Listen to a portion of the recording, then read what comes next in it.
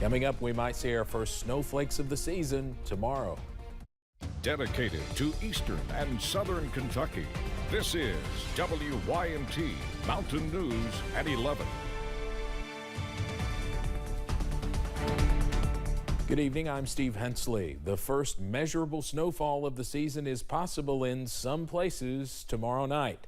And if you've not been outside, it's already pretty cold. Meteorologist Eric Dean has the latest on this First Alert Weather Day. Eric. Steve, wouldn't you know it, we had a high of 67 today, but if you were outside at 12:47, then you would have witnessed that. And then temperatures fell throughout the day as that cold front pushed through. Winter weather advisories go into effect tomorrow. Some places tomorrow morning, some places tomorrow afternoon and evening. Here's the latest on the winter weather advisories. And the following counties go from 4 p.m. Thursday to 10 a.m. Friday. That is Harlan and Letcher. If you're in Lee and Wise County in Virginia, Bell, Knott, Leslie, Perry, and Pike County, your winter weather advisory goes from 7 p.m. Thursday to 10 a.m. Friday. If you're in Dickinson and Buchanan County, your winter weather advisory starts tomorrow morning at 7 a.m. and goes until 7 p.m. on Saturday. Here's the satellite and radar right now, and you can see just off to the north across central Indiana. That's where we're starting to see that transition from rain to snow. Rain chances will pick up as we go throughout the morning hours. It will quickly transition to snow. Again, we were in the upper 60s earlier today, and then that front pushed through, dropping temperatures right now in the mid to upper 30s. We're going to time everything out hour by hour with Future View coming up in the First Alert forecast in a few minutes. Steve. Eric, thank you.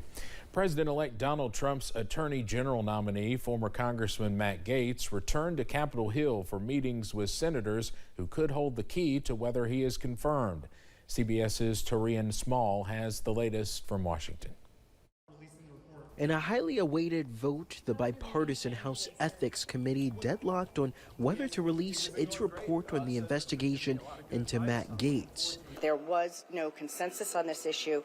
We did agree that we would reconvene as a committee on December 5th to further consider this matter. And this statement that I have just made is on behalf of all of the Democratic members of the Ethics Committee. That means the 10-member panel is keeping under wraps, at least for now, its report on President-elect Donald Trump's selection to be U.S. Attorney General. It investigated a number of allegations against Gaetz, including sexual misconduct. He has denied doing anything wrong or illegal. Gaetz spoke to reporters Wednesday night as he walked through the Capitol. They said they're not going to release the report after their meeting today, at least at this point. Any response? I'll be honest with you, I've been focused on what we got to do to reform the Department of Justice. Gaetz spent the day meeting with senators weighing his nomination. The senator's been giving me a lot of good advice. I'm looking forward to a hearing. Folks have been very supportive. They've been saying we're going to get a fair process. House Democrats introduced motions aimed at forcing the ethics panel to release the Gaetz report. And Senate Judiciary Chair Dick Durbin has asked the FBI for its file on Gaetz as part of a now closed sex trafficking investigation. Torian Small, CBS News, Washington. What time will we be done? CBS News has learned that President-elect Trump met with two top contenders for one of his last major posts, Treasury Secretary. According to two sources familiar with the effort, Trump interviewed with both former Federal Reserve Governor Kevin Warsh and Apollo Global CEO Mark Rowan. Sources close to the transition believe Trump's pick may end up being someone else. We've learned the name of a Pulaski County man killed in a crash this morning. The coroner says 71-year-old Danny Clay Jasper died from his injuries. Somerset police say Jasper's truck collided into a tractor trailer. It happened at the intersection of Norwood Road and U.S. Highway 27. The cause of the crash is still under investigation. A special meeting has been called for Buckhorn, the City of Hazard, and the Perry County Fiscal Court on Thursday. On the agenda is the management of the Buckhorn Lake Marina, beach, playground, and parking lot areas. Angela Hall works with the Perry County Fiscal Court. The court is looking at the possibility of managing those sections of the state park. One of the great things that we have going on in this county is that our judge and mayors all work together for the betterment of our community. And, you know, we'll work even across the county lines. But we've asked them to partner with us in this endeavor. So. The meeting is set to happen tomorrow afternoon at 1 o'clock at Hazard City Hall. You can find more about the full agenda, including the new strategic plan for the city of Hazard, on our website at WYMT.com. The Laurel County Fiscal Court is receiving more than $8,800 in county road aid emergency funds. The funds will be used for an emergency light installation on Lily School Road. Ribbon cuttings have been common in Harlan this November. The downtown area welcomed 3 new businesses, and there was one grand reopening. And the Village Mall also welcomed 1 new business this month. One Harlan County economic developer hopes people will keep these new owners and the existing ones in mind this holiday shopping season.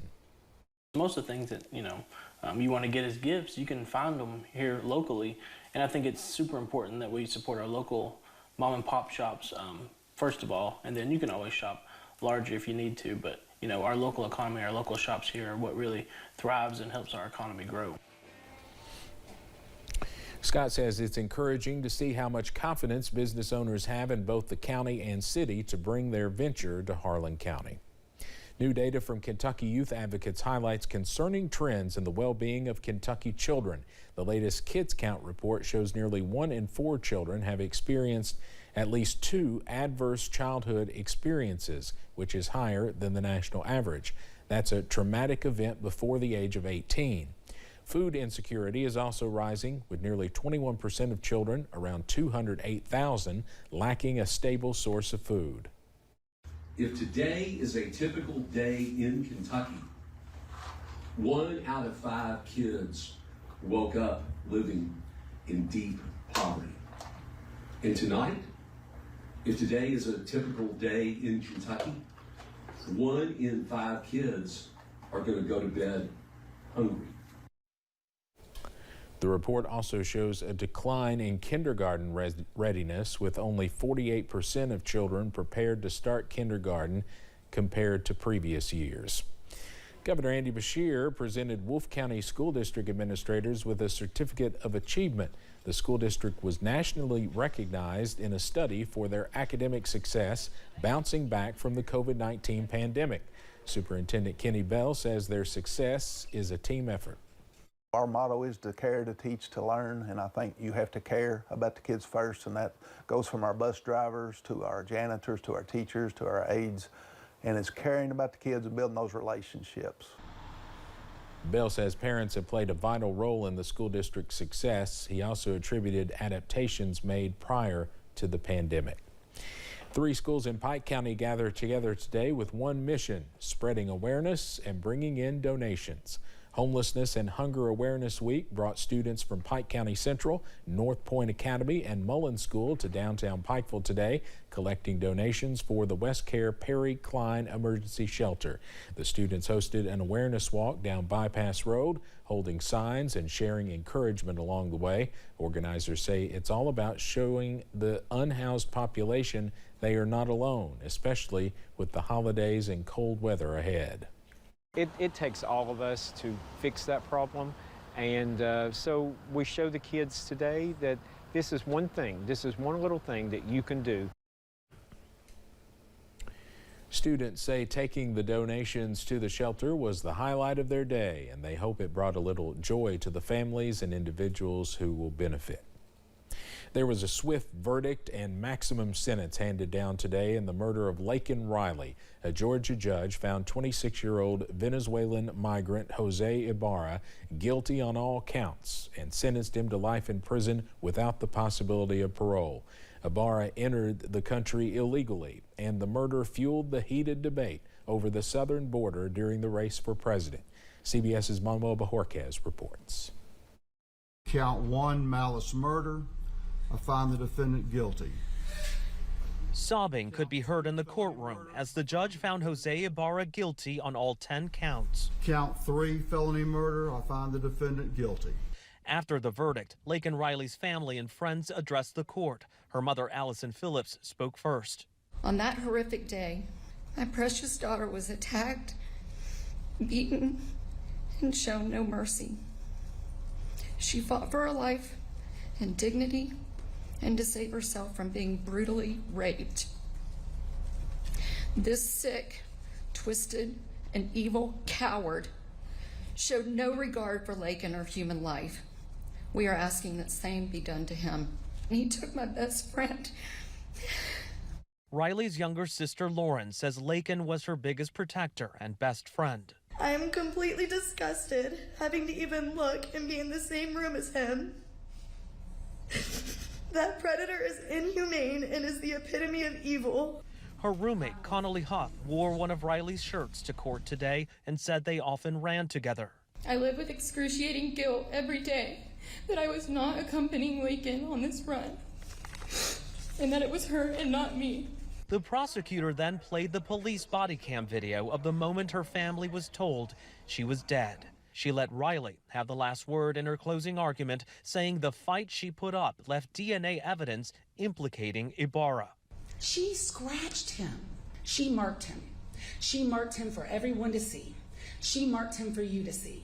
The case became a flashpoint in the debate over border security and illegal immigration during the presidential campaign. Ibara is an undocumented immigrant. In a statement today, President-elect Trump said, although the pain and heartbreak will last forever, hopefully this can help bring some peace and closure to her wonderful family.